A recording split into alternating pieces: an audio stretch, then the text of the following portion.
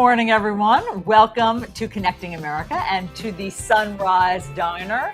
We're coming to you from beautiful Roselle Park in New Jersey. Great to see you. I'm Alisyn Camerota alongside Jim Rosenfield. You left your global home quarters. I Glad to have did. you here in the diner this morning, I did. Alisyn. I ventured in. It's a beautiful day. It was not too harrowing on 95 Yes. South. And you wanted to leave the cooking to somebody else this morning. That's right. Because yes. It's been grueling for you, I know, Thank in you. that home kitchen. Thank you for understanding Yeah, that, we Jim. do. Yeah, I'm happy to be here in the diner. Things will get hopping here soon.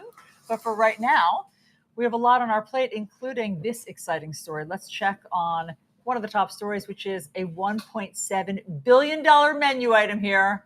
This is what we're talking about, the third largest Powerball jackpot in history. I couldn't believe somebody didn't win this week, Jim. That was incredible. Yeah, you're amazed by that, but Well, the I odds am. of winning are so low. Well, So- for one person to win, Yes. like for you to win, the odds are low. But for you to win, hundreds of millions of people who bought tickets, I was just surprised that it didn't pay off this week. But now the jackpot goes up because people will be buying tickets until tomorrow night when the drawing is. So there is a chance that this jackpot could become the second largest in history. Did you buy a ticket? You did, right? I did for the last time, for the drawing that was 2 nights ago. But now I need to buy another one for this one. Well, Dave Briggs apparently has us covered only in terms of sharing a gift to us. He's not going to share the winnings with us, he's been saying. I don't think that's good enough, No, actually. I don't either. So the number one biggest jackpot ever was $2 billion, and that was in November of 2022. So this drawing will be tomorrow night, and it could be up to $1.7 billion, this one.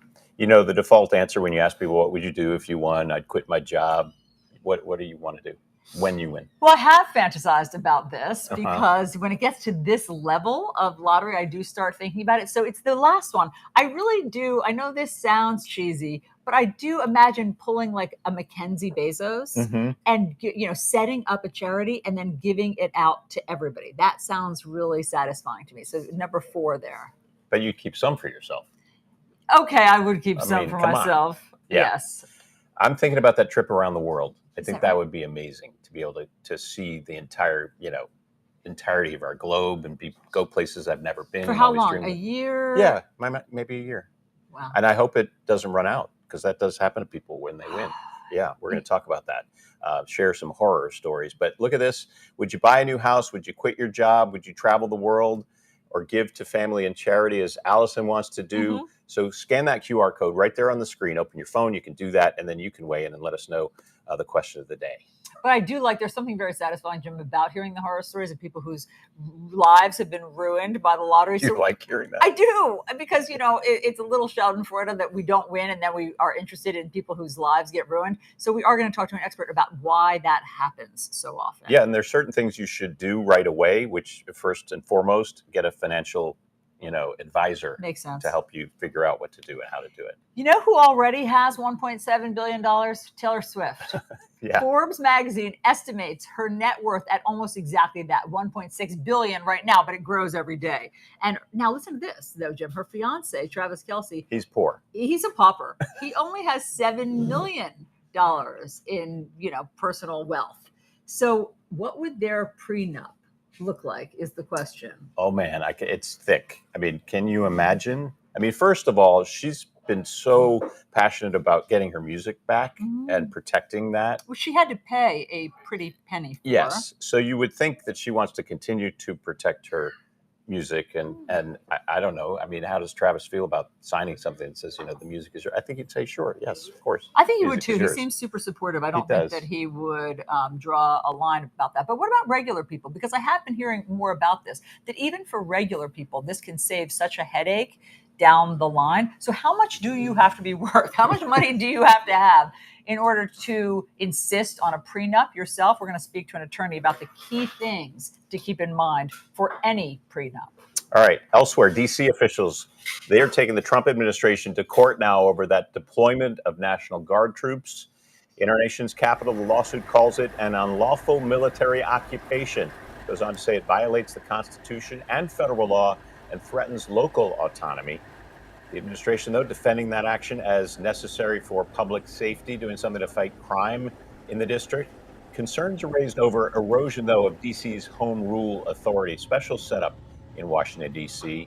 when it comes to that. The court will decide whether deployment can be halted and whether federal limits need to be clarified. President Trump is considering deploying the National Guard, as we've been hearing, to other cities. He's talked a lot about Chicago. He says crime is out of control there. And the latest city in his sights now, this is interesting, New Orleans, which is a Democratic city in a red state. Sure. And I do feel that there have been a lot of blue cities. I mean, it is blue cities that the president has been targeting thus far, though it's been pointed out by some of our experts, there's lots of gun violence and crime in red cities run by Republicans, but those haven't been targeted yet. I thought it was interesting to hear the mayor of Washington, D.C., Muriel Bowser. She's trying to thread this needle. She wants the troops gone. There's a 30-day emergency that she's trying to operate time within. Frame, yeah. So she's really trying to be diplomatic. Because she wants that stadium for the new stadium, which she needs. Is that federal the motivation? help. Yeah, she needs. There has to be federal cooperation to build that new stadium for the Commanders. I mean, that's part of it. Interesting to note here, I ran across this, that the governor of Louisiana, among those states that sent Guard troops to Washington to help with this, but Shreveport and Lafayette, those two cities have violent crime rates that are actually higher than Washington, D.C. So could those troops be better utilized in his own state? Great point. Yeah. All right. Also, it was a contentious day on Capitol Hill Thursday when Health and Human Services Secretary Robert Kennedy Jr. faced heated questions from senators on the Finance Committee. The main topics, of course, were the vaccine policy, how confusing it is at the moment, and all of the upheaval at the Centers for Disease Control, including his firing of the CDC head, Susan Menarez. Several Democrats are calling for Kennedy to resign, and several Republicans had very pointed questions for him during this hearing. Kennedy is defending the changes at the CDC. I'd like to address the recent shakeups at CDC. These changes were absolutely necessary adjustments to restore the agency to its role as the world's gold standard public health agency with the central mission of protecting Americans from infectious disease. CDC failed that responsibility miserably during COVID, when its disastrous and nonsensical policies destroyed small businesses, violated civil liberties, closed our schools, caused generational damage in doing so. And the people at CDC who oversaw that process, who put masks on our children, who closed our schools, are the people who will be leaving. And that's why we need bold, competent, and creative new leadership at CDC. Senator Elizabeth Warren from Massachusetts was one of the Democrats who grilled the secretary over vaccine policy.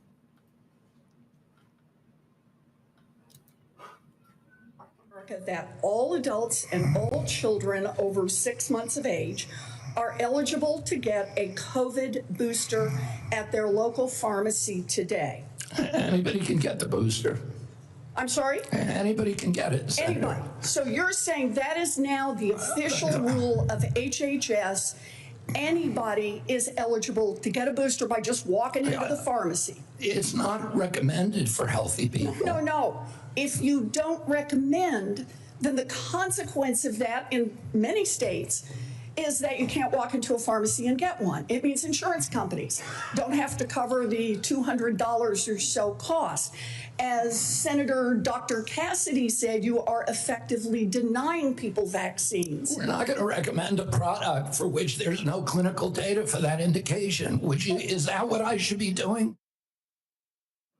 So this was interesting. Some of the Republicans on the committee also had questions and concerns about vaccines and access to them across the country.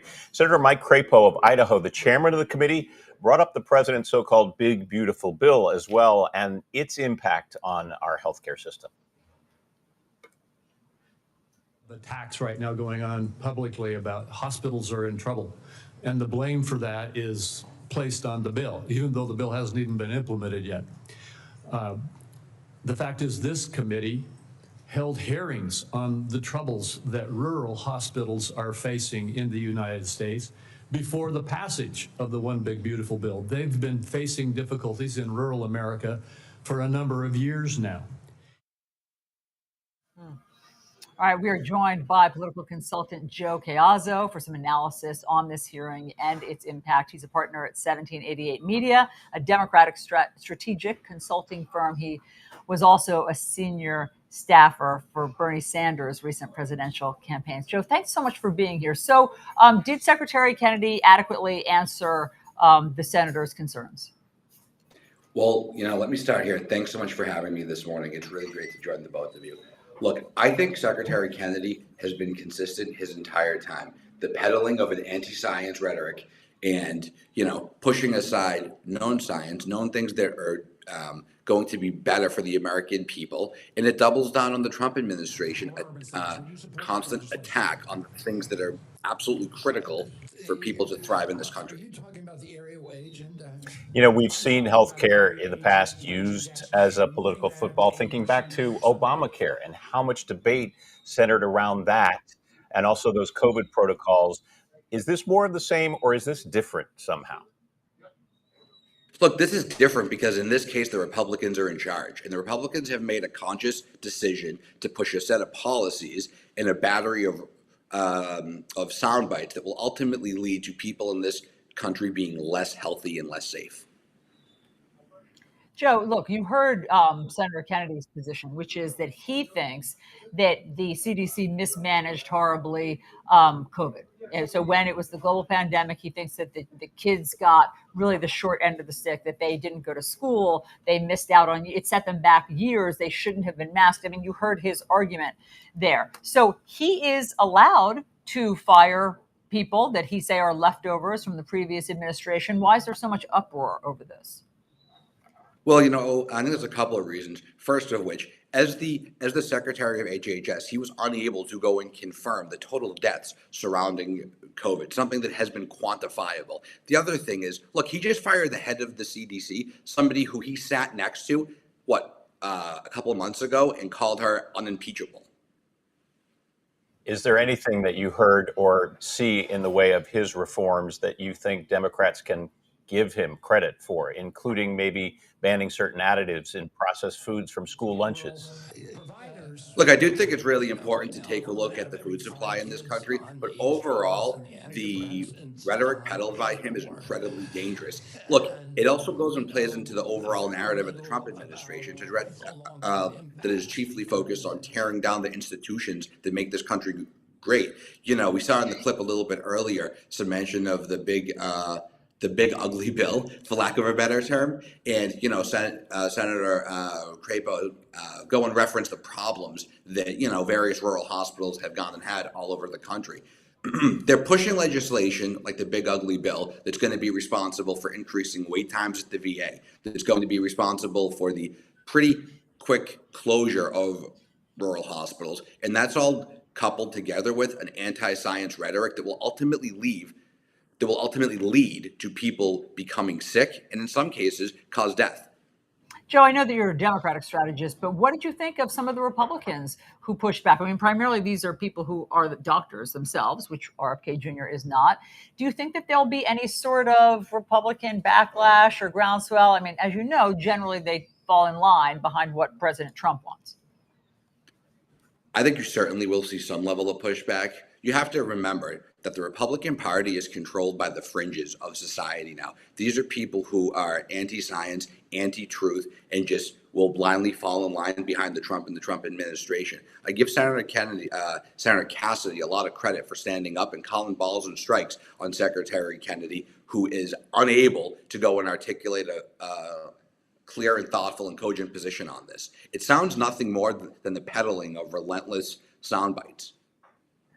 Joe Caiazzo, thank you very much for your perspective on this. I think that Joe makes a good point in that there were some things that Secretary Kennedy either couldn't answer or didn't have the answers to, but primarily didn't want to. I mean, I felt like he's so skeptical that the numbers of government data that he now oversees, in other words, the research from the very agencies that he oversees, he's skeptical of much of their data. And that is confusing from somebody who heads these agencies. It's confusing, and it calls into question, what do we rely on? If we can't rely on data from the government in terms of what the fatalities were and how effective the vaccines were, so where do we turn for credible information? As one sort of observer of a non-partisan health advocacy group said, I thought this was spot on.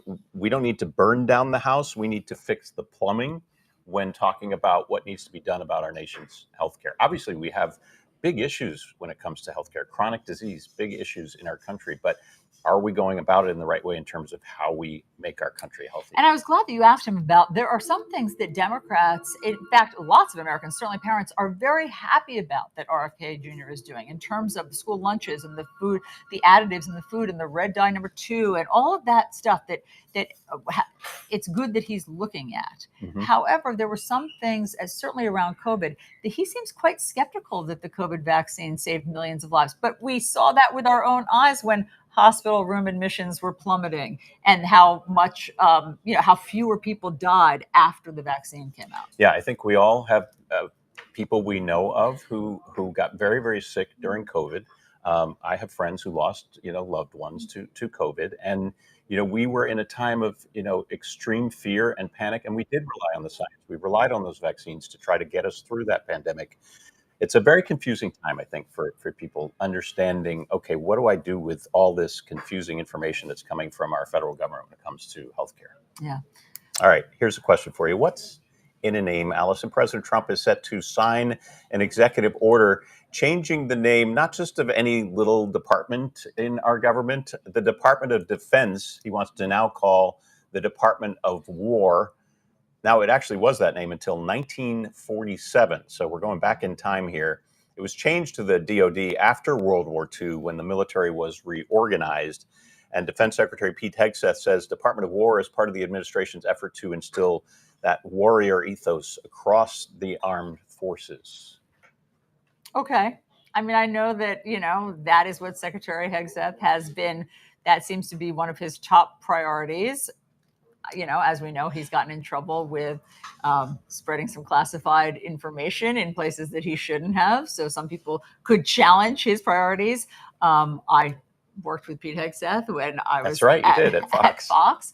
So I know that messaging is important. Having a slogan is important to him. It certainly was important at Fox. So I don't know if this changes. I mean, I'd like to talk to some soldiers to hear how they feel about it. Well, the president says we need to not only be on defense, we need to be on offense. And he likes that name change because it sort of connotes that we're ready for war.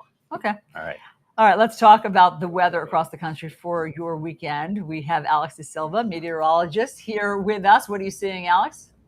Yeah, well, the big change here over the last 24 hours is we're now tracking a tropical rainstorm that has developed in the eastern Atlantic right now. So way out, very far away from the islands right now. But we have to watch this here over the next couple of days because by the middle of next week, it looks like it could be approaching the Lesser Antilles here, potentially even as a hurricane. We're going to have to watch the progress of this very carefully. Could even become a Category 2 hurricane. Now, the big question is going to be, how much dry air is going to impact the storm? Right now, there's a lot of dry air around the storm right now, and that's really going to hold things back, at least in the short term. But as it approaches the islands, it looks like some of that dry air begins to dissipate, and that could allow the storm to strengthen. Now, to the north here, there's a lot of hostile winds. So if the storm takes more of that northern side of the cone here, I think it's going to have a little bit of trouble because there's going to be some winds that could try to rip the storm apart. However, if it hangs a little bit lower on the bottom side of the cone, it might be able to avoid some of that wind shear, and that could allow it to become a little bit stronger. What about Gabrielle? We talked about that a little bit yesterday. What's happening with that storm in the Atlantic? Yeah, so certainly, so that's Gabrielle, or what could become Gabrielle there in the Atlantic. That's the next name on the name list here. We think that this could become Gabrielle sometime this weekend as it continues to come west across the Atlantic. And it looks like this isn't going to be the only thing that we're going to have to watch. It looks like the Atlantic is really going to come alive here over the next couple of weeks. We're already starting to highlight the next tropical wave, again, way out across the Atlantic, September 12th. Through the 15th, it really looks like a lot of that dry air that's kind of plagued the middle of the hurricane season, kind of prevented some of that development over the last couple of weeks. A lot of that dry air really takes a back seat here, and I think that there's going to be a lot of activity here as we head towards the second half of September. Tell us what's happening on the West Coast. Yeah, it's busy on both coasts right now. Right now, we're continuing to track Lorena. It's now a tropical rainstorm right now. It's lost a lot of its wind intensity, but a lot of the moisture continues to flow into portions of the southwest right now. We're concerned about showers and thunderstorms, localized flooding issues, Arizona, New Mexico, western Texas, could be dealing with some flash flooding issues here over the next couple of days as some of that residual moisture gets pumped up into portions of the southwest. And then, of course, we can't forget about Kiko continuing to move towards the Hawaiian Islands right now. Right now, continuing to be a major hurricane right now, Category 3 on the Saffir-Simpson hurricane scale. We do expect it to move into cooler waters and to lose some of that wind intensity. We do expect it to pass by the Hawaiian Islands, maybe just to the north, really close pass, sometime early or middle portions of next week. All right, hopefully you get the weekend off and take a break from all the storm activity. Alex, thanks for joining us. And of course, we'll check back with you next week. Meantime, coming up, Connecting America, just getting started here on TGIF. Alisyn, after the break, everyone's talking about the start of the NFL season. Everyone. But Alisyn's not, but everyone else is. But maybe for all the wrong reasons. Okay, explain that to me when we'll we come explain back. When we come back. Okay, yeah. You have my interest.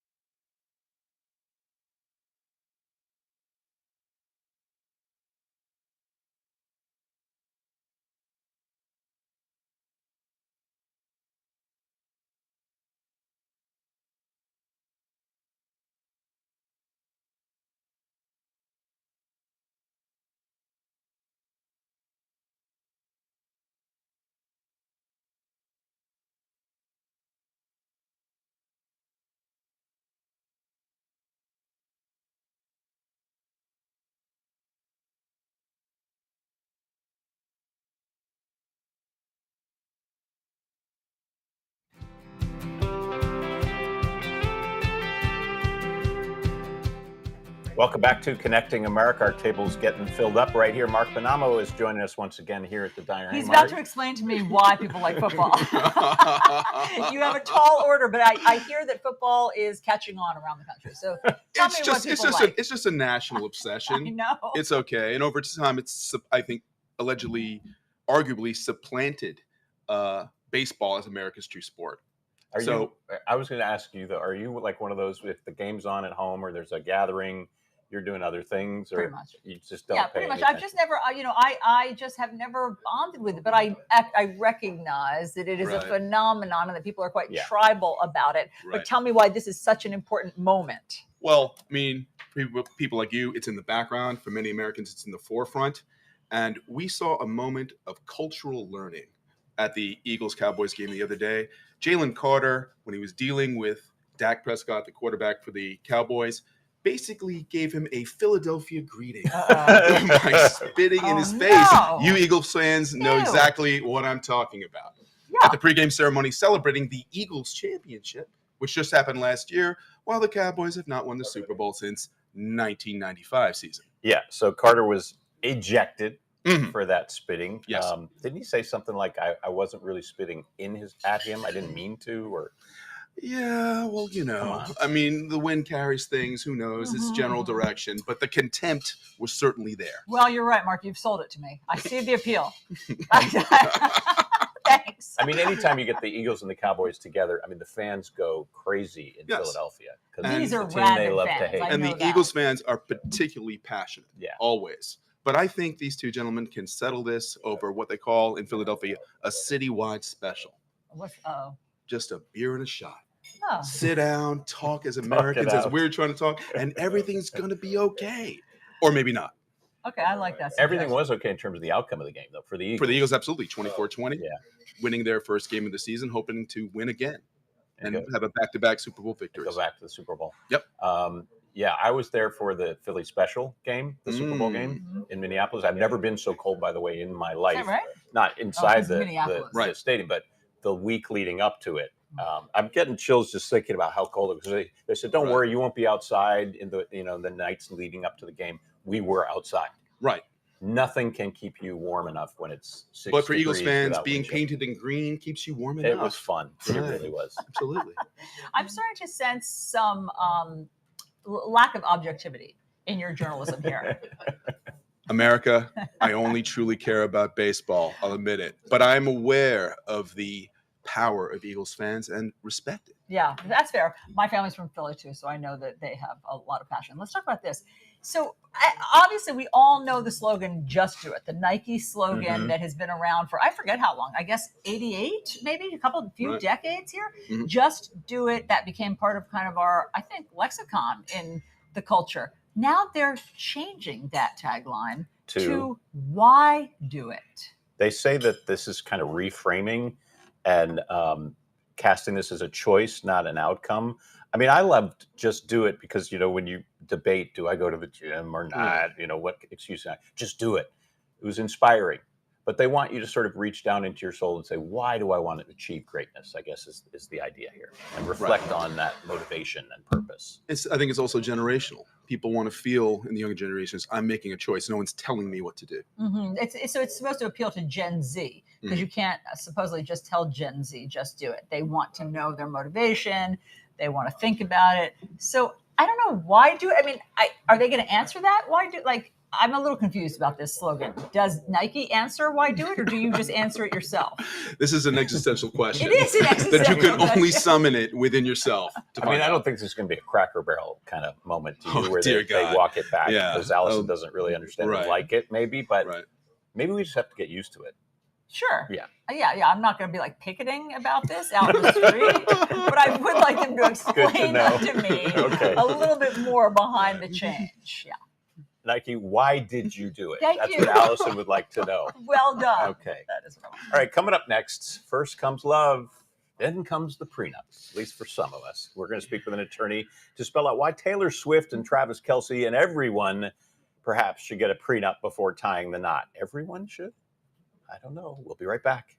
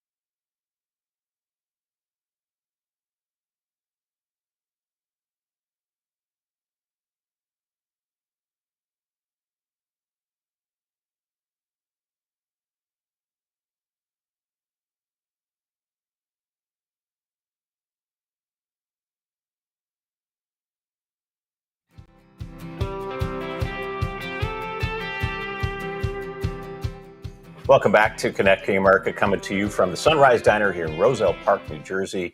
Glad to have you with us this morning on this Friday morning. We're dishing up the top stories. Yeah, there's that diner pun again, Alisyn. I apologize in advance. Thank you. You're going to be apologizing a lot today. I can see that. We're on a pun roll.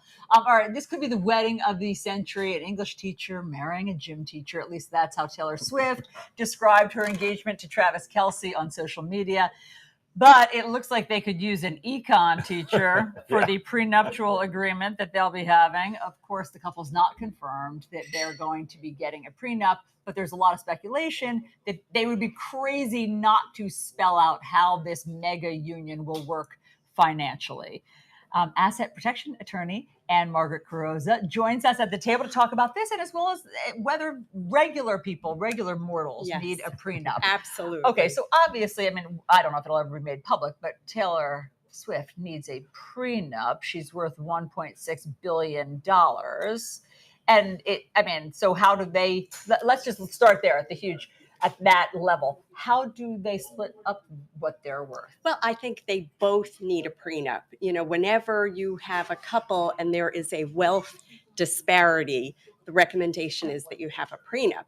But in this case, the poorer partner is Poor Travis. Pauper, yes. Travis Kelce, $70 million. He's within shooting distance of $100 million. Mm-hmm. They need a prenup, not because they're financially dependent upon each other, but they need a prenup to protect other people. Meaning what? They each have multiple business interests. And when we have employees, we have partners, we have investors, we need to protect them if we are in the 43% of Americans who will divorce.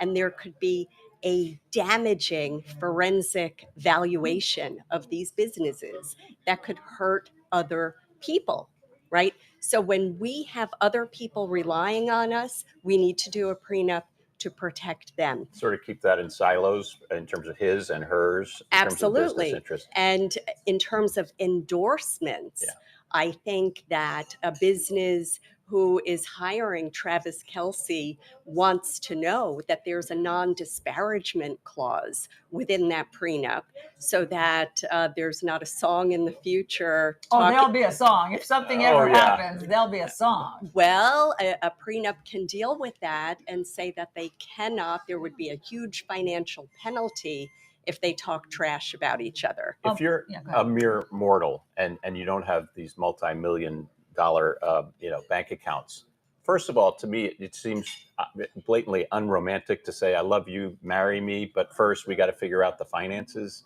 But it's important for some people. Who's the average person who might need to think about a prenup? It's important for a lot of people. If one partner has a lot of debt, we want to protect the other person from being on the hook for that debt, because the marital state brings with it 1,000 rights and responsibilities.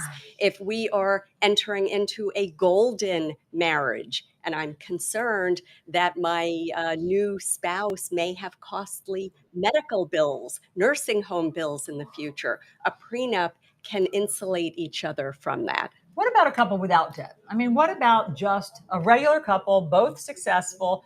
Do you need a prenup if you're sort of coming in on equal footing? If you're coming in on equal footing, you can probably get away without one unless you have family members who are financially relying upon you. If I see that my partner is paying for his daughter's third divorce and fourth remarriage, I may want to put the brakes on what he can spend from what is going to be a household budget. So I think we need to look at the spending and the debt of our prospective partner, and it warrants a conversation. Open up the books, honey. But you're so right, Jim. It is not romantic. No, it is the opposite of it. How do you broach that conversation? You broach it by saying, these are my financial goals. I'm a little bit of a nerd. I take great pride in my credit score. I used to be a financial train wreck. Put your story out there and ask, what are your financial goals? And we can view the prenup as like a mission statement in terms of finances. I guess it's really important to have these honest conversations ahead of tying the knot, not finding out in the marriage, oh, my spouse is bringing all this debt. I had no idea. What if that happens? Then what do you do? And you don't have a prenup. If you don't have a prenup and the spouse has a lot of debt, you are on the hook for it. And the moment we do get married, we want to make sure that our estate planning is up to date. Remember Chadwick Boseman at his untimely death in 2020. He was newly married. He didn't have a will. So his new spouse got everything and his parents were disinherited.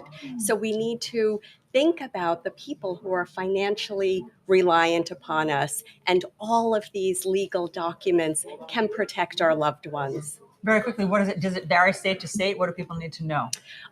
Every state recognizes the laws of every other state, with the exception of Louisiana, who follows the Napoleonic Code, an interesting historical fact, if we're ever on Jeopardy.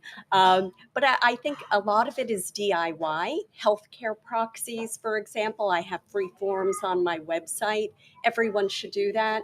And I think if you take a little action, you feel a little more powerful. What's your website? It's mylawyerann.com. ANN? Yes, Yeah. Thank you, Jim. Yeah. All right. Great information. Something to think about, something to chew on, Alisyn. Oh my gosh. Here at the Sunrise Diner. You're incorrigible. I know. And thank you very much. Appreciate it. All right. Obviously, if you win the Powerball, you're going to need some financial advice fast, and think about maybe that prenup. Wait until you hear what our expert says you need to do first. Oh, I look forward to that, since we will be winning. Up next, 40 bars and restaurants, a water park, 6,000 people. I'm not talking about a small city. It's a new cruise ship that just launched, and we've got a sneak peek. And Connecting America, we'll be right back. Is that the one that Dave's buying if he wins? Is that Powerball? What he said? The new cruise ship.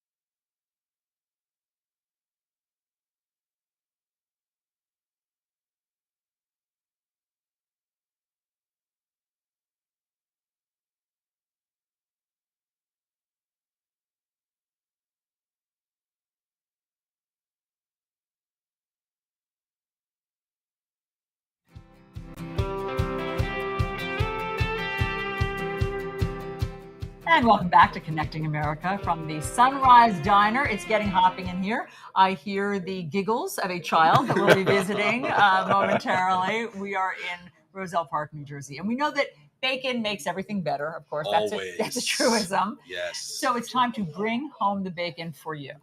All right. USA Today column calls 2025 the year of non-refundable travel. The reason? AI-driven pricing models. They send people to the lowest prices. You're looking at one of them right here on this Instagram account. It's called Just Ask Kayla. Travelers can sometimes snag deals that are cheaper for things like hotels, your airfare, your rental car. But as with everything, you need to read the fine print. Some of those deals are non-refundable. So one way to avoid losing money on a non-refundable booking, buy travel insurance if that's an option. But yeah, even when you're booking your airline tickets, the first thing that comes up is the lowest price. And then you do have to do the digging to make sure that you understand, oh, that price, that means I can't cancel, I can't get a refund, I don't even get a seat. That's so frustrating. There's nothing more frustrating than figuring out you have a non-refundable ticket when you want to change it. And also knowing that these companies, what are they doing? They're essentially minimizing the risk, right? For themselves. Exactly. Yeah. And making more money on top of it. And people are already frustrated at the airport. And now this is on top of it. Yeah, I need ultimate flexibility right now in my life. So I'm willing to pay more for it. Maybe not everybody. Maybe everybody is confident that they will travel on that exact day, but there's more fine print than ever. Yeah, I think it depends on the situation. I mean, if you've got a trip and as you say, you're going and there's no way I can cancel, I'll take the cheaper fare or the cheaper cost. But one thing that's probably not cheap is a ticket on the world's biggest cruise ship, which now has a twin. Royal Caribbean unveiled the Star of the Seas. That's its second Icon class ship, and it set sail from Port Canaveral near Orlando. There it is right there. How does it stay afloat? With 5,600 guests. What is that? It is. There's a water park. More than 40 places to get your food and your drinks on board. Wow. USA Today consumer travel reporter Nathan Diller had the tough assignment to check out that new cruise ship for our benefit. Nathan's joining us this morning here on Connecting America. Good morning. Are you back on dry land, Nathan? I am, yeah, getting my land legs back again. So tell us about it. I mean, it is a floating city, right? Was it overwhelming? Was it fun? It really is. It's pretty huge. It's as huge as it looks in all the videos and the photos. But it is sort of the ship where you might forget that you're on a cruise ship. I think for people who don't necessarily like cruises, they might be wary of the size. But it's actually so large that it sort of feels like you could be in Vegas, you could be at a theme park, depending on where you are on the ship. So you kind of forget that you're on water. Does it feel like crowds are everywhere, or are there places to get some solitude and quiet? I think about all those passengers and I just wonder, do I want to be with that many people on board a ship? Sure. It really is designed with flow in mind. So they divided the ship into 8 different neighborhoods. And so you've got a neighborhood for kids, you've got a neighborhood for, hanging out by the pool, an adults only area. So they want to try to make something for everyone. And that does help sort of naturally sort people out to different locations. So you're not feeling that the crowds as much as you might think. All right. What's the price tag? So currently, Icon class ships are starting at $1,000 per person, but it is important to note all the things that includes. You mentioned the bars and lounges and restaurants. Many of those dining options are included in the fare. A lot of grab and go options, and of course your accommodations, entertainment. A lot of the activities more inclusive than your typical hotel price would be. We call this an Icon ship. What does that mean exactly? Sure. So Icon class is a class of ship from Royal Caribbean. They're the largest ships in their fleet, and they're also the largest cruise ships in the world. So they launched Icon of the Seas last year, and that was very successful for them. And they've just launched this Star of the Seas you mentioned. What kind of family entertainment and amenities does it have, and which ones do you think are the most popular? Yeah, they have many of the same family-focused amenities are on Star that were on Icon. So you've got the Category 6 water park with tons of slides to choose from, surf simulator, rock climbing wall, really kind of you name it. Some of the big headline activities for Star of the Seas were their new shows. They have Back to the Future, the musical, which closed on Broadway earlier this year, is now on the ship. And they've got an ice skating rink on the ship where they do shows. So quite a few things to choose from. One of the things that causes me anxiety, and I think a lot of parents, is that sometimes it's so big that if you have little kids, you can lose track of them. So what's their solution for that? Definitely. So these ships do have kids clubs, like all Royal Caribbean ships. They've got their Adventure Ocean Kids Club, and they've introduced a new wristband for those kids. It's the Adventure Ocean Wow Band, and it has a new technology called Find My Kid that you can use in the Royal Caribbean app to sort of track where your child is on the ship. When your phone is connected to the ship's Wi-Fi, you'll be able to tell where they are. So whether they're playing at the kids club or maybe they're a little older and they're hanging out on their own, you can have a little more peace of mind about knowing where they are. What surprised you most about your journey? How long were you on the ship, by the way? I was on Star of the Seas for about 3 nights. I was on Icon last year as well. I think I'm always just surprised by the size of them. I think seeing it up close, it really is impressive. As you mentioned, it's amazing that they are able to sail. They have an area in the center of the ship called Central Park, and it's an outdoor area, and you really do feel like you could be in a park in a city somewhere. It's a great place to sit out and relax. So I think that's what I always take away. How funny that you need an outdoor area on a ship. I mean, that is counterintuitive. But I mean, that there are pictures, some of the pictures that you took on there look like a mall. I mean, it looks like a huge kid-friendly mall. I mean, you see the look on my face. I do. I see. Yeah, I've stunned you into silence. I mean, do I want to go on vacation and feel like I'm in a mall? If you have kids, if you haven't got kids, it's like one-stop shopping, which is contained one-stop shopping, which you're always. I get it. I get it. It needs its own zip code, it seems. Yeah, no doubt. No doubt. Well, thank you. Thanks for showing us that. It's really cool to see it, since I'm not sure Jim will ever set foot. Thanks, Nathan. Appreciate it. Thank you so much. How'd you guess? I've never been on a cruise. You haven't? Have you, Mark? I have, and it's amazing how it becomes a world unto itself, this self-contained universe. Have you? Yes, I went on a cruise once, a big cruise like that, not to that level, but like a Carnival cruise once when I was in college. And it's really fun. And it's, speaking of what's amazing that happens there, they feed you so much that it becomes Pavlovian. Where at midnight you hear the bell, you're like, the Mexican buffet is ready, and you like run to the Mexican buffet. So this was in college? Yes. So we probably needed a bracelet on you to keep track of your whereabouts. That's true, yes. As well as my consumption, yes, which was really impressive. Great. Oh, we have a guest here at the diner. Who are you? Hi, to meet you. How you doing? Hi, sit. Tell us your name. My name's Natalia. Natalia, and have you ever been on a cruise? Yes, I have. Actually, last year, I actually have the cards still till this What? day. With you? Yeah. How is this possible that we've just found you? This is what happens at the Sunrise Center. It never is a setup. We just find people who want to talk about what we're talking about. Right. So tell us about it. Well, I was there for 10 days, so it was like a big drastic change because, again, I've never been on a cruise, so that was like my first time. But it was great. The ambiance, I was dancing, I was winning the competitions. Like I was all you could eat. Oh my God, I was living my best life. Where did you go? What was the cruise? We went to the Caribbean. So we went to the Dominican Republic. We went to Turks and Caicos. I'm trying to remember all the other ones. That's okay. But it sounds good to me. Yeah, no. The Bahamas too. What competitions were you winning? The dancing ones. The dancing ones. Really? You know, I got a couple of drinks in the system. You know, I loosened up a little bit, and the rest was history. Nice. Now you're on vacation, but were people taking these competitions really seriously? I definitely was. I definitely was. I was a threat. I was a threat. The second I stepped on the dance floor, I already knew. I was like, I'm winning this. I'm taking this one home. Yeah. I'm taking this but one Natalia, home. do you agree with me that the food, like at first you get on the boat and you're like, Well, I obviously won't be eating a midnight Mexican buffet. And then there's something about being on a cruise ship where your appetite goes up. Oh yeah, it's like a whole different. You're like in a whole different like world. Like, and yeah, you're right with the like the appetite. It's like a completely different.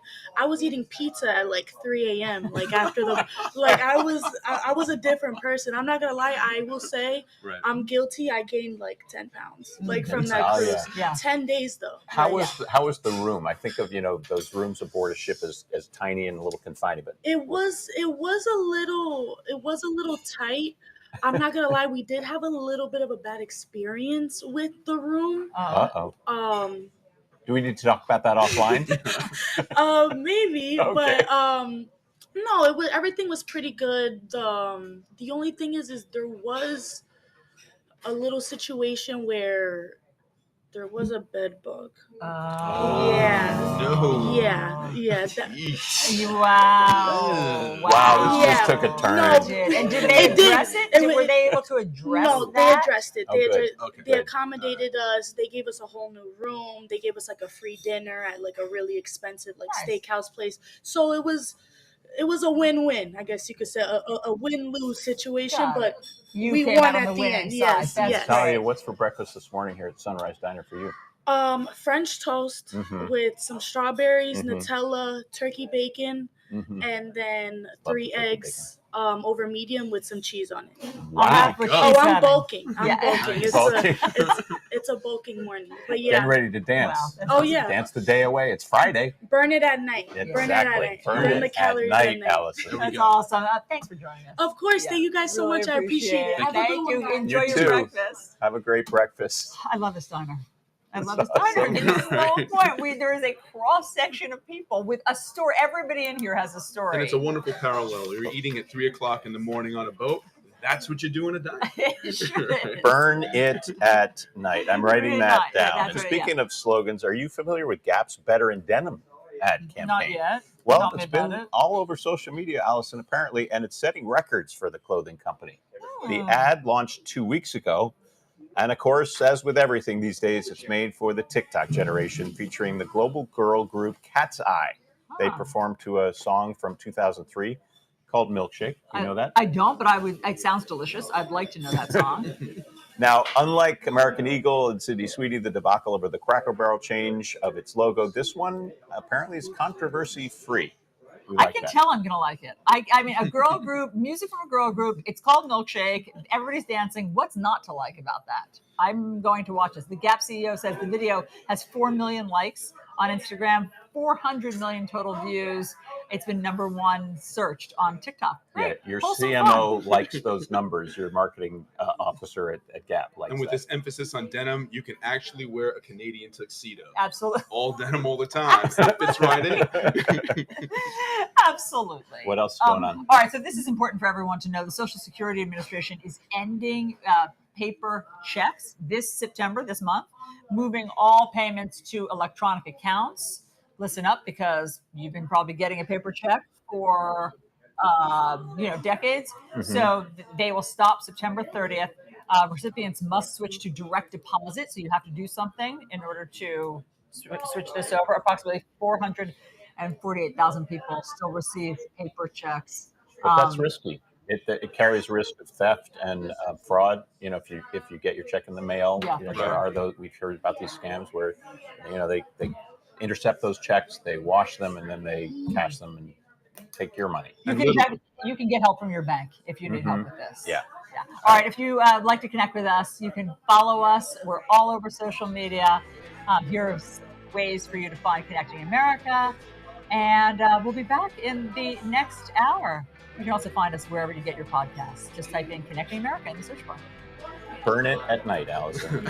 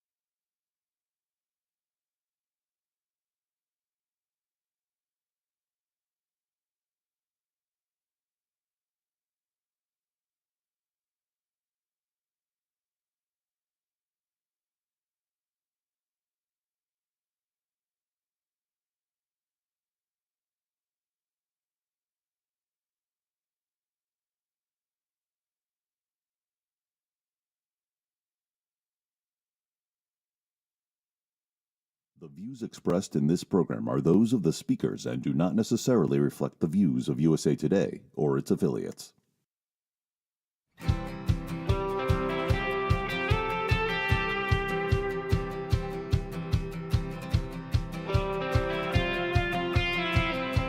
And welcome back, everyone, to Connecting America. I'm Alisyn Camerota, alongside Jim Rosenfield and Mark Bonanno. Great to be with you guys. We're here at the beautiful Sunrise Diner in Roselle Park, New Jersey. It's a hop-in Friday morning. Busy here. this Friday It morning here at the yeah. diner. People are getting their breakfast on. Okay, let's talk about what so many people are talking about around the country, which is the Powerball. It is up to it's going to be 1.7 billion, they think, by the time of the drawing. Obviously, that sounds great. It's a fantasy that everybody has, but the reality is that sometimes things go very, very wrong for people who win these. They just don't know how to handle it. Yeah, Big money can bring big problems. Yeah. I mean, that's not our problem here, I don't think. You speak as if you know this, Jim. More money, more problems. It's the problems maybe we want to have. Yes. Yeah, but here's a couple of examples, okay? Because I do think it's interesting to hear these horror stories. In 2001, a guy named David Lee Edwards from Kentucky, he won and lost his share of a $280 million Powerball jackpot in just 5 years by basically overspending on mansions, private jets. I like that it's plural. Private jets and expensive cars. More than one. Yeah. Okay. Give me another horror story. 2002, Jack Whitaker, he won $315 million, biggest Powerball jackpot in history at that time. What did he do? He gave away millions to people. That sounds good. Why is that bad? Well, I don't know, but he also lost millions in lawsuits. Ooh. So something was wrong there. He also had other issues and famously said he wished he had torn up the ticket. Wow. All right. So personal finance expert Bobby Rebell is going to join us with what winners should do and what to avoid. Bobby, great to have you. I mean, even if you don't win the 1.7 billion, there are people who come into a windfall of money. What's the first thing you should do? Well, first of all, those are really devastating stories. And by the way, thank you for having me. The first thing you should do is nothing. Just take a beat and enjoy the moment. And then you should start thinking about gathering a team around you so that they can protect you from all of those things that you guys just mentioned, right? So you want to make sure you have a good financial advisor, hopefully someone who is credentialed and maybe not a relative, maybe somebody that specializes in high net worth individuals. You also want to get a lawyer involved. Maybe you can set up some trust, protect some of the money. And you also may even want to have some physical protection because people can get weird when there's a lot of money at stake, right?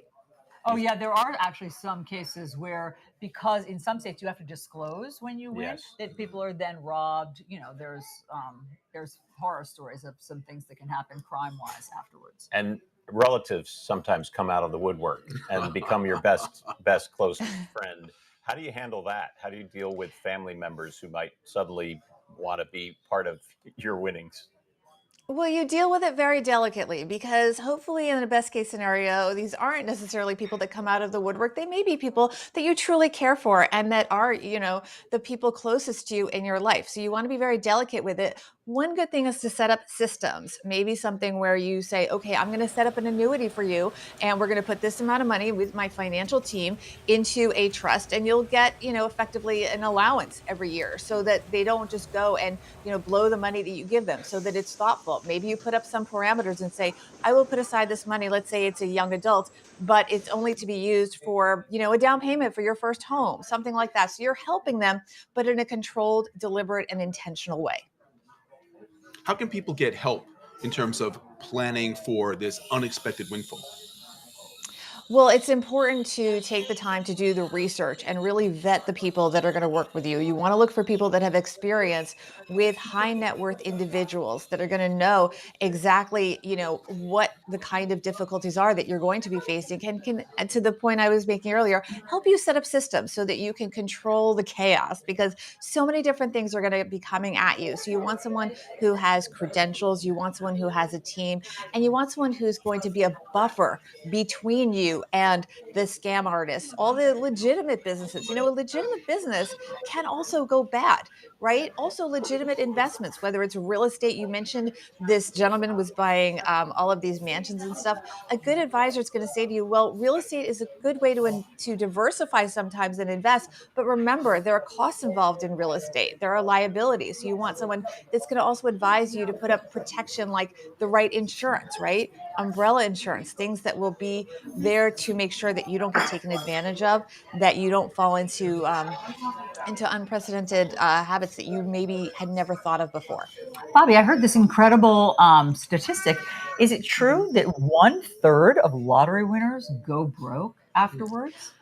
So it's so interesting that you say that. Unfortunately, there's no one authority saying this, and there's statistics that have been attributed to many different people. The range is actually the best number is that a third, right? The best number that you see most often is 30%, but you also see numbers as high as 70%. And unfortunately, this doesn't surprise me because remember, many people getting this money don't have any experience with this kind of wealth, and they don't know what to do. And they unfortunately do have bad actors in their ear, or even well-intentioned but unskilled or inexperienced people in their ears giving them advice.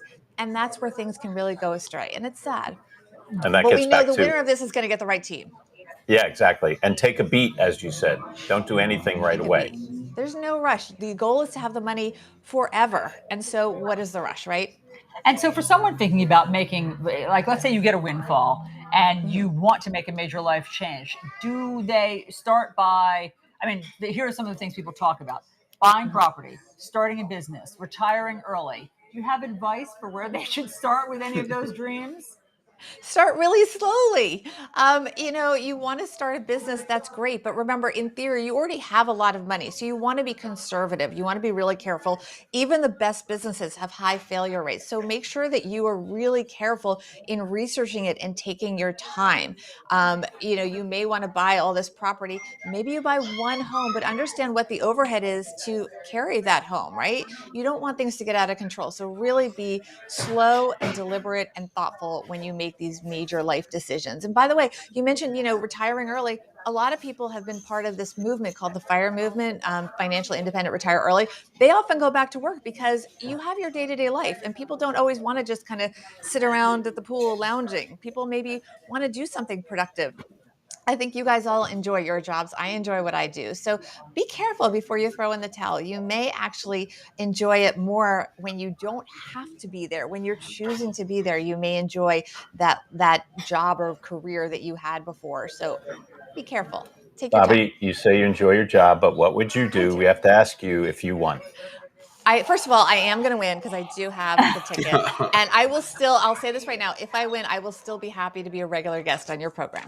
How's that? Thank you, Bobby. That is great news for all of us. We really appreciate you being here. That's great advice because the dream is I'll retire, but you don't think about the lifestyle impact on that and what a big psychological change that would be. I'm glad that she pointed that out. It would be nice to keep working when you don't have to. She said form a team, so I'm volunteering. Oh, yes, you'll be our Alisyn, team? I'll be on Team Alisyn. Oh, thank you. when you win. To help me invest non-relative. my money. Yeah. Thank you, But for a cut. I really appreciate For a that. cut. On the team. Right, absolutely. So this is our question of the day, in fact, about the first thing you would do if you won the Powerball. Would you buy that new house? Would you quit your job? Travel the world? That's what I want to do. Give away some money to family or charities of your choosing. Quit my job is leading. That's not a big surprise. Scan that QR code right there on the right of your screen, and you can weigh in and let us know what you would do with your big dreams and big money. Okay, let's get to some news this morning. D.C. officials are taking the Trump administration to court now about that deployment of National Guard troops. The lawsuit calls it a, quote, unlawful military occupation that violates the Constitution and federal law and threatens local autonomy. The administration defends the action as necessary, as they say, for public safety. Concerns raised over the erosion of DC's home rule authority as well with this court. The court will decide whether deployment can be stopped right now, halted, and federal limits clarified. President Trump is considering deploying the National Guard, as I'm sure you know, in other cities now, including Chicago. And as you brought up, New Orleans is one of the new places on that list. We know leadership in Chicago, for instance, and in Illinois are saying, no, thank you. Do not come here. So the president was suggesting, well, maybe instead of Chicago, we'll head to New Orleans. And you're seeing around the country, Josh Shapiro, the governor in Pennsylvania, said, essentially, we don't want you. Jessica Tisch, the NYPD commissioner, has said, we can handle our situation just fine. And there's other ripple effects you don't even think about. You talk about home rule in D.C. Trump says, well, I have the right to take over because that's the way it's set up. It's pushed further the drive within D.C. for statehood. So they have the autonomy to push back. And Mark, we've talked about this. For me, the upshot is, what is the result? Did it work? And some of these things are not lasting long enough to even determine if it helped a sustainable lowering of crime. Right, and it's a war of statistics. Many of these cities say, listen, crime is down, robbery's down, murder's down. So the proof is in the pudding. If everything's fine, the troops even exactly. Yeah, so if things are fine, what's the point of this? All right, this is an issue that's not going away. Also, a contentious hearing on Capitol Hill when the nation's top health official got grilled by a Senate panel yesterday. Robert F. Kennedy Jr. there appearing before the Senate Finance Committee to defend his vaccine policy, his decision to shake up the CDC, including firing the agency's head, Susan Minaris. I'd like to address the recent shakeups at CDC. These changes were absolutely necessary adjustments to restore the agency to its role as the world's gold standard public health agency with the central mission of protecting Americans from infectious disease. CDC failed that responsibility miserably during COVID, when its disastrous and nonsensical policies destroyed small businesses, violated civil liberties, closed our schools, caused generational damage in doing so. And the people at CDC who oversaw that process, who put masks on our children, who closed our schools, are the people who will be leaving. And that's why we need bold, competent, and creative new leadership at CDC. But boy, it got heated at times. There was a lot of over-speaking and some yelling. Democrats, especially, not satisfied with his justifications, and they called for him to resign. It was interesting also to hear from some of the Republicans on the committee. Particularly those with medical backgrounds and degrees. Bill Cassidy from Louisiana comes to mind. He said basically you're denying access to COVID vaccines through your policy of limiting recommendations for who should and can get them. So, a lot to digest from yesterday's hearings, and RFK on the hot seat for sure. Right. Including the idea that CDC employees are now leaving in droves. The people who are actually going to affect this policy one way or the other. You need those people, and they're leaving. Yeah. We have other big financial news to tell you about this morning. At 8:30, the Bureau of Labor Statistics is going to release the new job numbers. They're at the moment not looking so hot. Employers likely added a modest 80,000 jobs last month. This is the first jobs report since President Trump, you'll remember, fired the economist who was in charge of the jobs numbers. He had called it a scam, but his critics say that he just didn't like the job numbers on his watch. He hasn't been happy with any of the recent job reports. Doesn't sound like he'll be happy with this one. Year to date, the U.S. has added about 672,000 jobs. That's down from more than 1.1 million during the same time last year. If I'm the person now issuing these new numbers, I'm a little nervous about releasing the off information. With your head. Perhaps. Off All right. Head. Coming up after the break, why more and more young people are being diagnosed with one of the deadliest forms of cancer. We'll tell you about that when we come right back.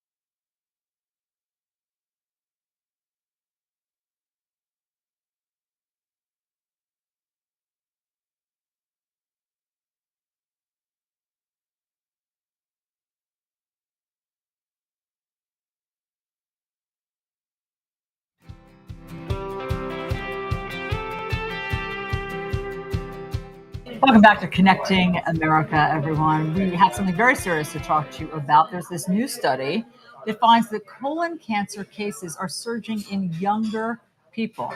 So colorectal cancer is the third leading cause of cancer deaths in the United States. 53,000 people are expected to die this year. This is according to the American Cancer Society. Now, back in 2019, 1 in 5 new cases were in people under 55 years old. That's double the rate that it was in 1995. Now, yes, early stage diagnosis has risen more than 2% each year from 2012 to 2021. In other words, yes, people are getting diagnosed earlier. However, that's not all that is driving this. Researchers say they don't know why more young people are getting this. Of course, the risk factors are the ones that you know of: lack of exercise, smoking, heavy drinking, eating red or processed meats, not getting enough fiber. But there are a lot of people who are getting diagnosed who don't have those risk factors. You know, I was telling you, we have a friend who was diagnosed in her early 30s. And the key for her diagnosis was she really listened to her body, what her body was telling her, because initially she was told, it's just hemorrhoids. And she had an appointment that she decided to keep with, a GI, a gastrointestinal doctor. And he was able to see right away after the colonoscopy, he could tell, I don't need to do any lab work. You have cancer. She believes a lot has to do with your gut, and maybe early childhood habits. But it is a mystery. They don't really know why. But I think out of my conversation with her, one of the most important things is listening to your body. And does this call for earlier screening? I think the screening now is you start when you're in your 50s. Right. Yeah. Correct me if I'm wrong, but I think that's where it is. And we also need to move that be earlier. mindful of your body. There's a whole idea of preventative care. Try to get more exercise. Eat healthier. Yeah. Get more fiber. Do what you need to do. And as much as it's a mystery in certain ways as to why this is happening in younger people, any of these measures to take care of yourself better, to think about wellness, can't hurt. Yeah, they can only help. But I like what you're saying is that, doctors are not God. If you have a hunch, if you have your own intuition telling you something, go and get that second, third opinion. Yeah. All right. Have you ever seen the new New Yorker magazine's View of the World cover? I do remember this. Love these. Yeah, it was this cover from 1976, basically showing average New Yorker could see as far as New Jersey, and that was it. They know LA is out there somewhere, and then way over there's Asia. The rest of America apparently doesn't exist. Well, we here at Connecting America, we are here to unite all of us and have great conversations. Yes, and we meet all sorts of interesting people here in the diner every single morning. So yeah, you're going to go out roving around and talk to people? On my search for America. Okay. Right. Young and old. All right. But first, we're going to take you to Frisco, Texas, best known as the home of the Dallas Cowboys. It's not where they play, but it's home to the Star, the 91-acre campus of the Cowboys World Headquarters and their practice facility. Frisco is one of the hottest real estate markets, growing like crazy.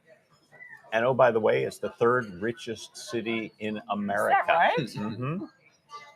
Okay, we're joined by Matt Furcher, a real estate advisor in Frisco. Matt, why is this such a hot spot right now? Hey guys, good morning. Thanks for having me. Yeah, DFW housing market has been dynamic as ever. And today I want to share a suburb that's getting a lot of attention and for good reason. It's an upscale powerhouse with a booming economy, a place we like to call Frisco, Texas. So Frisco has 3 massive billion-dollar developments all set to come online in 2026, really creating the perfect storm of growth. You have the Mix, which is a 100+ acre urban development centered around a 9-acre central park with office spaces, retail, and homes surrounding it, really creating the perfect mix of live, play, and growth all in the same area.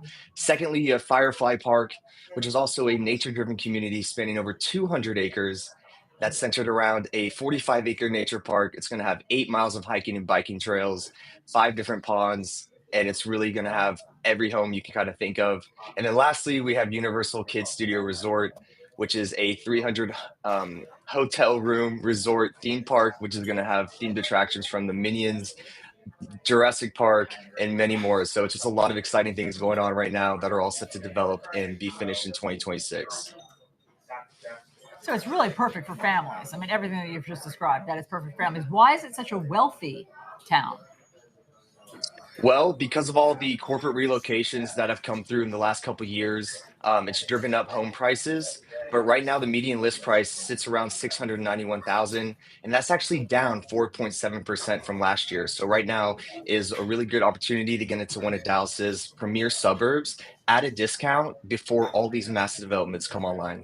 Yeah, we just talked yesterday about Y'all Street being in Dallas. These financial firms relocating. You seeing that I'm boom? sorry? Are you seeing That that boom from major financial companies relocating to the Dallas area? Yeah, it's driven up demand tremendously. But you got to consider right now it is more of a buyer's market. We have more sellers on the market than we do buyers. So that's what is showing that decrease in price right now. But yeah, those corporate relocations are really driving top talent here, and especially with all these new entertainment developments going on as well. And no state income tax. Can't forget that. Yeah, I feel like you might be bearing the lead with that. Yeah. Is that a draw, Matt? Right. That is definitely a draw. You have the no state income tax, so we have affordable living here. And because Frisco has so many big city amenities in the heart of its town, you really don't have a necessity to go into Dallas. You can kind of stay put in your town and enjoy all these fun activities with the friends and family. Over the last couple of decades, we've seen a migration from the Northeast, where we are now, to cities in the Sun Belt like Dallas, like Frisco. What do you think is driving that move? What is driving that move? Well, you have three big pros when it comes to living in DFW. You have affordable living, then no state income tax, like you guys mentioned. Also, our strong job market and economy, constantly driving top talent here. And lastly, you have just top talent and so many things going on that it really just drives people to Frisco, especially if you want to get outside the city limits and avoid a lot of the traffic, which is definitely had an uptick with the population increase we have going on here. You see people going further out into those suburbs of North Dallas, Texas. Matt, you have a killer view. I am assuming that is not virtual or AI behind you. Is that where are you there? No, that's real. That's all real. That is the old Parkland Hospital in downtown Dallas. Okay. One of the nicest buildings we have here. Really pretty. Matt, thank you for all that information. Every single day that we are on Connecting America, I learn about a city that I didn't know, a city that's like either having a renaissance or is up and coming. And it's really cool. I've never heard of Frisco outside of Dallas, but now I know. Are there other places in the country that you've never visited that you want to explore? I mean, I don't know much about all of the like the huge Yellowstone park system and everything. I mean, I haven't spent time there. Okay, road trip. Okay. Have you been out there? I mean, it's amazing. It is beautiful, but Honolulu is calling me. I've never been to Hawaii. I'd love to see Hawaii. Another road trip. Okay, right on. All right. But before we go on the road, we need to make sure we're in shape for that long trip in the car or airplane. Let's check in with our fitness correspondent, Jenna Wolf, to demonstrate 3 of her favorite exercises. Anything like me, you're always looking to get the most bang for your buck. The same thing applies to working out, especially if you're crunched for time. I'm going to give you my 3 favorite exercises I'm pretty sure you're not currently doing. And I love these 3. They work everything all at once. Upper body, lower body, cardio, core, flexibility, mobility, you name it, I'm going to give it to you. 3 exercises, all you need is an outfit. I'm wearing my handful bra, if you know, you know. An option to grab a pair of weights, water bottles, something nice and light. Exercise number 1, I like this. This is the Gorilla Punch Punch. What about that name? All right, so we're gonna squat down. Put your hands down, maybe you've got your weights. Shift over, come up, punch, punch. Squat down, put those weights down, come up, punch, punch. 1, 1, 2, 2. Give me 10 of those, you will feel it. Exercise number 2, a squat, elbow to knee, finger to toe. We're gonna work the core now, right? Squat down, give me elbow to knee, reach, finger to toe. Squat down, elbow to knee, finger to toe. Try to keep maybe the leg off for more of a challenge. Elbow to knee, finger to toe. Nice balance. 10 and 10 on the other side. The third exercise, let's get into your back and your upper body a little bit. Butt out, chest down, flat back, thumbs out. Give me 2 squeezes. Stand up. We're gonna lunge and we're gonna lunge, right? Come down. 2 squeezes. Thrust forward. We're gonna lunge and you're gonna lunge. 10 of those. So 3 exercises that work everything, getting the most bang for your buck. I absolutely love these. I hope you do too. All right, everybody, don't adjust your sets. You are seeing reality here. We have a special guest who's visiting us this morning, my old friend Karen Chetry, who you may remember I co-hosted on a different morning show at Fox called Fox and Friends Weekend. We're allowed to say that. We're allowed to say it. Yes, yes. Okay. Yeah. Unless, do you bury that part of your No. I have amazing memories from that. And I also grew up outside of Philadelphia, so I remember watching you. You were like one of my heroes. You and Jim Gardner and the whole. Oh my gosh, you're putting me on the same tier with Jim Gardner. He's a legend in Philadelphia. Thank you, Karen. It's so great to see you. You know I'm stalking Alisyn when I get up. When you show up at 4:30 in the morning. Sunrise Diner. Yeah, and make it all the way to Rosenfield Park. It's so wonderful. You and I do have really fond memories of our time on Fox and Friends Weekend. It was a real circus at that time. It was quite different, I would say, than what it has evolved into. But at that time, it was pretty loose. We had a lot of laughs. And Friends being key to that name of that show. We did, and we've remained friends all of these years. Ironically, we had children that were going to Colgate University at the same time, and we just picked up right where we left off. Parents' Weekend, we drove there together, and it was like one of the best times of my life. It was really, really wonderful. And it is so nice. I mean, as you all know, you have these formative experiences when you're young. Karen and I were pregnant at the same time. We had our children together. Different fathers. Thanks for pointing that out, Karen. Oh my gosh. Yeah. But in this business, we do make close friendships because you're kind of in the trenches together. Yep. You know, it's almost like being in the military. You know, you just have to, roll with the punches, and you do it together, and you rely on each other in those stressful times. Yes. So it's great that you guys are back, reconnecting and with those kids in college. What else have you been up to? Time flies.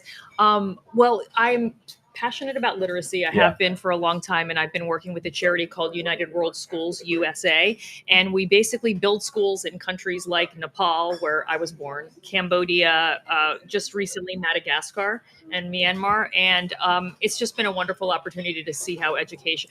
I wouldn't be here today if my dad hadn't had that opportunity and come to study in America, and so it's something that I hope. It's just very easy to be a couple generations away from that and not even realize what we take for granted, which is the ability to go to a school and have a teacher actually be there and have books to actually read. So that's one of my passions right now. That's a great message. But I take your point, Jim. There's something about the news family that is really tight. And, once you've been in the trenches together of news and breaking news. Spinning plates. And of course, there's always, there is, like you talked about, there is a gallows humor because we do cover we were together subjects, for so many, horrific events that took place, whether it was natural disasters, terror attacks, war, on and on. And you realize when you can make it with that type of person and you can make it through those times together, it does form a bond. Do you miss that adrenaline rush or not? No. I get enough by watching the Yankees almost blow every game, so I don't need any more adrenaline rushes right now. Well done. All right, Karen, stick around. We're about to get breakfast. I know you love that. After the break, we're going to head to Broadway and Mamma Mia. Here we go again. As you know, that's the song. Plus, Hamilton is hitting the big screen. So we'll talk about all of that when we come right back. And we'll You'll be in the room where it's happening. That's right. In the room where it happens. That's right. Exactly.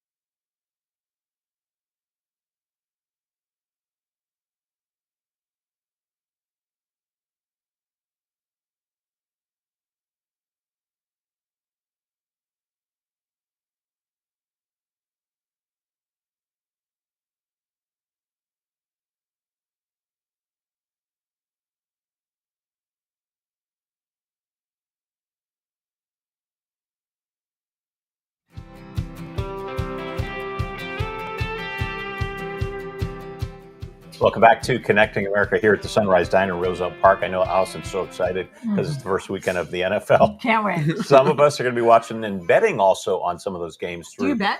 I do not. Okay. But a lot of people do through For the sure. sports books or throwing down the fantasy dollars. Right. We have a Connecting America exclusive right now, a special preview of the biggest games from Zach Doctor. He's the co-founder of Wager Wire, which is a unique online marketplace. You can actually buy and sell previously placed bets to try and reduce your risk and boost your winnings. Take a look.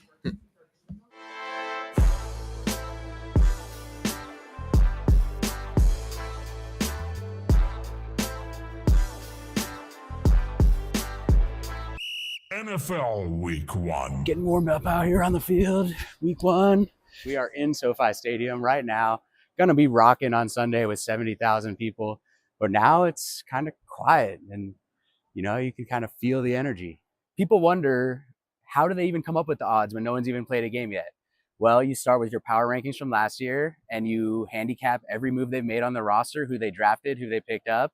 And then ultimately, it's a guessing game. Vegas truly doesn't know any more than some of the sharpest guys out there. So that's what bettors are here to find out. The biggest games I'm keeping an eye on this weekend, there's definitely Bills-Ravens. I'm watching the Bengals because I want to see them come out hot this year. One of the players I'm really excited for this year is Joe Burrow. The Bengals look like they've got the best offense in the league. Everybody's healthy and returning. Burrow to Jamar Chase is going to be hot all year. Broncos are one of my favorite teams, so I think they should beat up on the Titans.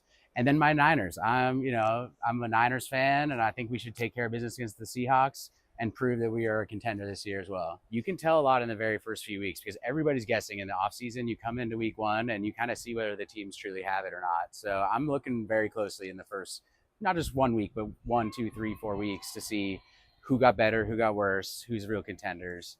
And we'll see how the betting markets react. Even though the Eagles won the Super Bowl last year, they're not expected to repeat. The Ravens are the favorite this year. We have Bills-Ravens in week 1. It's a huge matchup. Could be the AFC Championship next year. And those are the two favorites for the Super Bowl. So one of those teams is going to win, one's going to lose, and the odds are going to move based off of that. And the Bills could be the favorite by Monday. So we'll see what happens. And that's a wrap. We'll be back next week for another Wager Wire Market Report. Oh, come on. Yeah, very close. Wide right. Wide right. Do you agree with him about the Ravens and not the Eagles for the Super Bowl? It is amazing overall how much sports betting has taken off, for better or for worse, in the United States. It's everywhere. So when you've got these incredibly compelling matchups with teams like the Bills and the Ravens, both in line potentially to win the Super Bowl, including the Bills who've never won the Super Bowl before, of course people are going to be interested in betting. It becomes a very emotional thing. And so the fact that this initiatives come up only speaks to the fact that people are still obsessed with the NFL in the United States. And yes, they are going to bet. I'll tell you, as somebody who does not follow football, I can't understand how people already know who's going to be in the Super Bowl. Don't we have an entire season to play? How can we already be predicting that? Oh, wait, where's my crystal ball? Yeah, it's not here. Kidding. Right, what are you talking about? How does everybody already know that they're betting on the Ravens? That's crazy to me. Exactly. They look at the talent, you know, and then they... Okay. Oh, hi. Okay. You're Lee heading Sheps off. is here because we're going to switch gears from football to the Great White Way. Hi, come on in. Yeah, Broadway's fall season. I'll hang on to that for you. It's hitting high notes right off the top. Great to see. Coming up on Sunday, 23 shows are going to perform live in Times Square to celebrate the 400th anniversary of New York City. Wow. We're going to see performances from this year's past Tony Award-winning musical, Maybe Happy Ending. Okay, so great to have you here. So tell us what's going on with Broadway. What do we need to know about this season? Well, also performing on Sunday is Mamma Mia. Oh, is that right? Here we go again, back on Broadway. I was actually at opening night, and the reason I was invited to opening night is because I had done an interview with Judy Kramer, the producer and the creator of Mamma Mia, and I guess the interview went so well. She said, "Are you coming to opening?" And I said, "No, but I would love to." So she invited me. Oh, guess who was there? Christine Baranski, and she starred as Tanya in the movie, and the audience went crazy for her because they were so thrilled to see her there. And the movie, the second movie, and now the third movie has sparked a whole new generation of fans who want to come see the show. So that is one of the shows that is on Broadway this season and performing in this concert on Sunday. So you were at the opening. How was it? It was Did it hold up? incredible. It was. I'm still doing the dancing queen. I'm still doing it all these weeks later. It holds up. It's still the same show that it was. And what it is it's actually been touring around North America. And this is just one of a few shows that have been doing this. Beetlejuice is another show that is returning to Broadway this fall, and it has been touring. So it's not really a revival because it just was on Broadway a few years ago.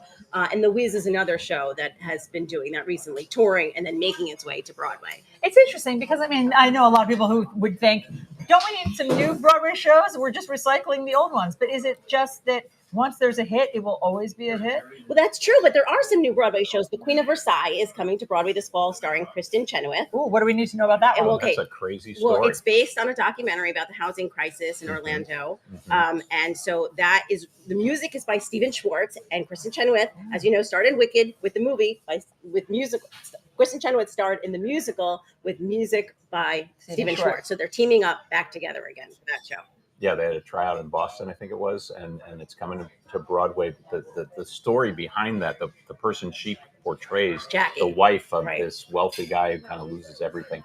It's interesting to think of it as turned into a musical.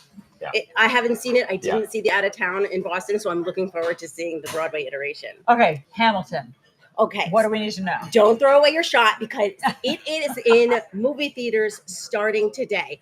We saw, of course, we sat on our couch in the pandemic, July 4th weekend, 2020, and we watched Hamilton on Disney+. But what it was supposed to be was when it was originally filmed with the Broadway cast in 2016, it was always supposed to be in the movie theaters. Of course, the pandemic hit. We didn't have that happen. It went to Disney+. But now, in honor of Hamilton's 10th anniversary on Broadway, it is hitting the big screen, and people can see it the way it was intended to be seen. And if you like movie musicals, by the way, next week or in the week after, The Sound of Music is celebrating its 60th anniversary. You can watch that on the big screen too. Wow, that's great. That's a fan favorite at my house for sure. So the Hamilton one, is that the original cast? It's the original cast. They filmed the original cast before they all left the show in 2016. So it's Lin-Manuel Miranda, it's Leslie Odom Jr., it's Ariana DeBose, it's Renee Elise Goldsberry. The entire cast, including Jonathan Groff, reunited to film that in 2016. That was all taped. Thomas Kail directed that. You could see the Broadway version in the movie. It's not a new movie. It's not like Wicked, where it was a Broadway show and then they adapted it for a movie. It's literally the stage. It's the show. Yes, I think all of America probably has seen this Disney Plus version because we had nothing else to watch in the pandemic.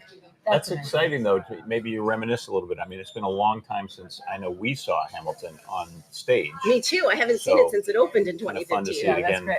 Well, Cameron. thanks for all the info. Great to have you here. Thanks for having me. Yeah, Talk wonderful. Broadway again. Yeah, and everybody should come to New York to catch Broadway shows. All right, when we come right back, are you in a rut? We have some tips from the professionals to help you get out of it. Stick around. You asking me? Yes, are you? Oh, No. you're in a breakfast rut. I know that. Yeah.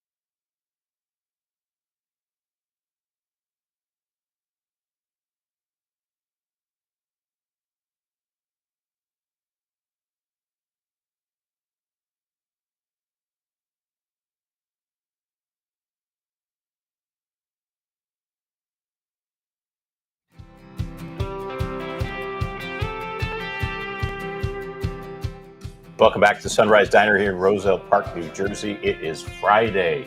It feels like it here because there's a lot of activity. People seem lively. Yes. Let's check in with Mark. He's with some of our guests here at the Mark's diner. roving in the diner. Mark, who are you talking to? I'm here with Waitress Supreme, Trish Anastasia. How are you doing this morning? I'm fine. Trish Constantino. Trish Constantino. And who am I joining with today? Charlie, I'm Trish's father. Excellent. All right. So the question of the day, we're sitting here in the diner, we're having a cup of coffee, but there's just tremendous potential windfall we can all get because of the Powerball 1.7 billion potential reward. So listen, I know what I would do, right? I'd try to write the great American novel, set aside some time for that, and go and buy Rhode Island to go write it there. What would you do? We probably opened a rescue farm focusing on cats and abused farm animals. Right. Why the love for cats? I can't help myself. They're just amazing creatures. They have to choose to love you. It's not just given. Wow. It makes you feel special. Right. What do you think? What would you do? Well, we've always thought about selling the house and moving to the country. That kind of fits right in with her plan, moving and having a big rescue farm. So, right. The only other thing would be I like old cars, so I'd buy a couple old cars. Nice. What car would be the first one you'd buy? Cadillac. There you go. 50s, big tail fins maybe, but yeah, definitely a Cadillac. We talking blue, purple, what color? Maybe black. Right. If you could move anywhere in the country with that amount of money, where'd you go? I still always lean toward Pennsylvania or back upstate New York, where I grew up on a farm. Right. So that type of bucolic lifestyle really appeals to you after having lived in the city for the long time. Absolutely. I either want Amish or Quaker neighbors. Right. Oh, yeah. Great. All the benefits that come with having neighbors like that are outstanding. That's great. So listen, I mean, all around America now, we're going to be wondering what people are going to do with $1.7 billion. And we're going to have to see what happens, right? But it's an opportunity of a lifetime, no? Yes, and I'd have to buy my husband a couple of motorcycles. All right, that's all for now. Jim and Alisyn, back to you. Here's the good news. We, with 1.7 billion, can do all of that. Trish can get her rescue farm. Her dad can get a Cadillac. Mark, I don't think Mark can buy Rhode Island, but we can do a lot. It started to sound like Trump in Greenland. A little bit, just a little bit. But let's not get into politics when it comes to the Powerball. Let's just have fun with dreams, right? All right, let's do it. But in the meantime, maybe people are feeling a little stuck in a rut. At Connecting America, we are here to help you get unstuck. Transformational coach Marcy Hopkins is here with us at the table with 5 ways to break free and move forward, get out of that rut, Marcy. So what do we need to do? Good morning. Good morning. Great to be here. So yeah, getting in a rut, really getting started can be difficult. So the first thing that we want to do is we really want to pause. We don't want to keep pushing. We think we got to push and go and go. We want to pause. We want to breathe, calm our nervous system. We want to reconnect and get clarity through meditation. That's really how we can do it. Sitting and being quiet and let those ideas come to us. And then the second is giving ourselves a pep talk, right? We're always talking so negatively to ourselves that we can't do things, but yes, we can. When we give ourselves a pep talk, that's when these affirmations really come in. Oh my gosh, this reminds me a lot of Stuart Smalley. Remember on SNL? That you're good enough and you're smart enough. You and are. Doggone it, Marcy. People like you. But you are, and these things really work. Like when I get overwhelmed, I tell myself, yes, you can do it, Marcy. Yes, you can. Right? That helps. Yeah, it really helps. And then you want to think about, what can I do to get started? Mm-hmm. And that's really just starting. Send that email, write the first sentence, and then you get the momentum. I like to write things down, get them out of my head. That's when you're going crazy.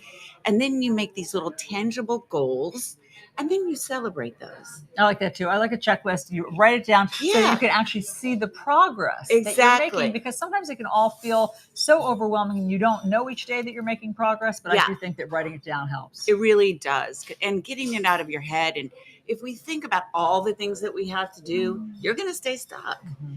And then there's giving yourself grace. Right? We make mistakes. We have failures in our lives, but these are the stepping stones. This is when we really learn. So think about the things that you've learned through your failures, and then get yourself going. Yes, you can. You can start. You can do whatever it is that you are wanting to do. And then reconnect to your why. Why are you doing it? Why did you start? Nike. Right? It's the new slogan for There's Nike. a new slogan for Nike, not just do it, it's why do it. Why do it? Right. So why did you sign up for that project? Why did you want to start the new business? Whatever it is, get back to your why, and that gets you excited again. So these things can really help. You know, I find it inspiring sometimes when you share with other people too. If you're thinking about maybe tackling something or trying something and you share it with a friend and they're honest with you, hopefully, and they say, I love that idea. That's also inspiring to me. Yeah, it's really good, but be careful about who you're sharing with, because they may not get excited for you, and then they keep you from doing something you're really meant to do. I like an accountability buddy. It's similar to what you're saying, where if you say something to somebody, but they say, okay, so next week, let's move forward on this. Let's try to have another Zoom call, like somebody who keeps you on task. Yes. With that really helps me. I like that. And a big one, right, is working out, trying to keep ourselves fit. And that's a really hard one. So I'd like to have a buddy keep me accountable there. For sure. For sure. And do you find, Marcy, that people, in terms of people being in a rut, is it seasonal? Are people, I find that in the summer, I'm never in a rut. Right, right. It is really difficult when it gets cold, it gets dark really early. You got to keep yourself motivated. And that's where you want to take care of yourself, right? You want to be getting the exercise in. You want to really eat well, and you want to keep on task and celebrate the things that you're doing. Celebrate yourself. We can isolate, we can sit in front of the TV, but that never makes us feel good. So, and there's also things that we have, the light therapy. There's ways that we can help ourselves through the seasonal disorders that we have. Maybe take that cold plunge into the Atlantic. Just get in the shower. Get a cold shower. That helps too. The cold plunge is a phenomenon that I will never understand, though people swear by it. Marcy, thanks. That's really helpful. Thank you so much for having me. Great to see you. Yeah, great to see you. All right, everybody, let's check out our national diner of the day. Where are we going? Today, we are making the trip to Pennsylvania and the New City View Diner. This is in Whitehall. This is in the Lehigh Valley. And this diner serves all of your favorite food all morning, afternoon, and evening, okay, plus cocktails and beer. Oh, yeah. That's an added bonus for many people. This diner has been feeding the Lehigh Valley since 1960. It's a popular stop for visitors to the nearby Lehigh Valley Mall. Also a favorite of college students, as you can imagine, because there's great colleges there, known as Lehigh. Travelers passing through from New York and Philly to Western Pennsylvania. That looked delicious. Where's our food? It's making me hungry. Me too. Me too. Our avocado toast.